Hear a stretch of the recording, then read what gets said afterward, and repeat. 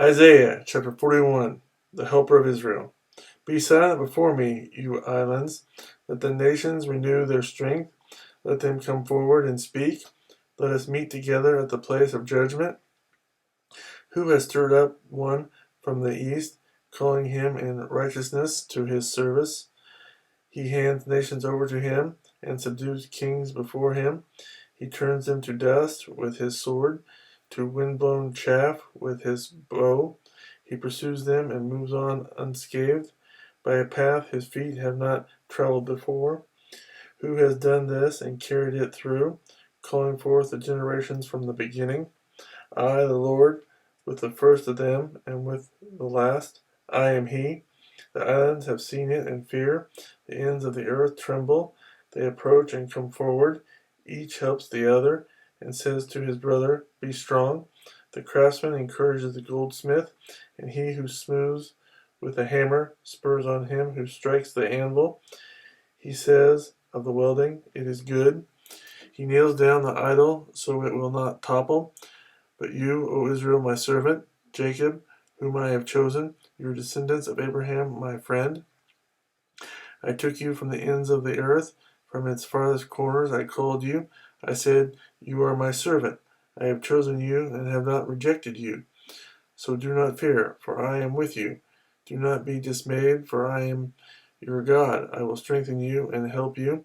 I will uphold you with my righteous right hand.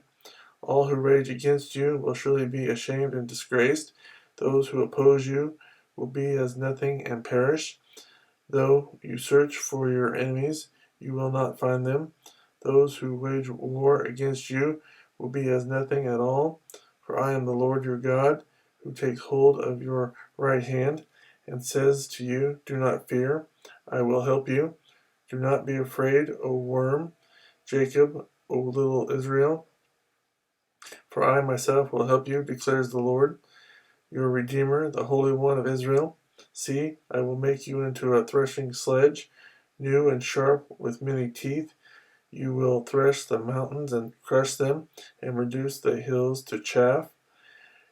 You will winnow them, the wind will pick them up, and a gale will blow them away. But you will rejoice in the Lord, and glory in the Holy One of Israel. The poor and needy search for water, but there is none. Their tongues are parched with thirst. But I, the Lord, will answer them.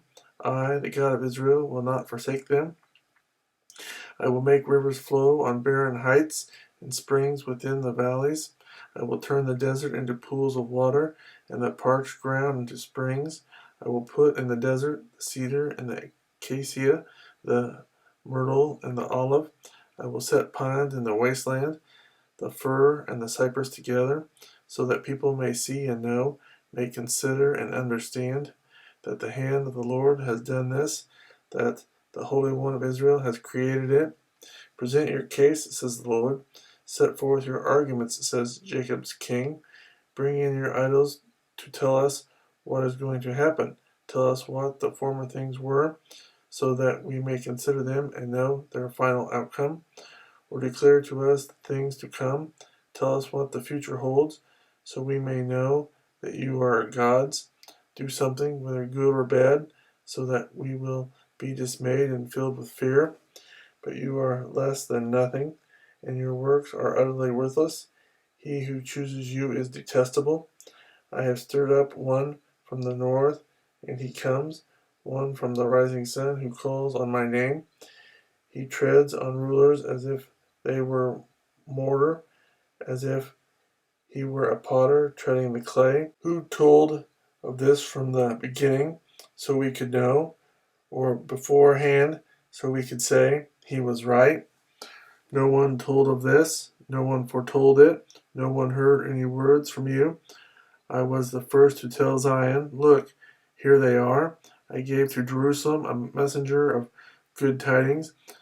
I look, but there is no one among them to give counsel, no one to give answer when I ask them. See, they are all false. Their deeds amount to nothing. Their images are but wind and confusion.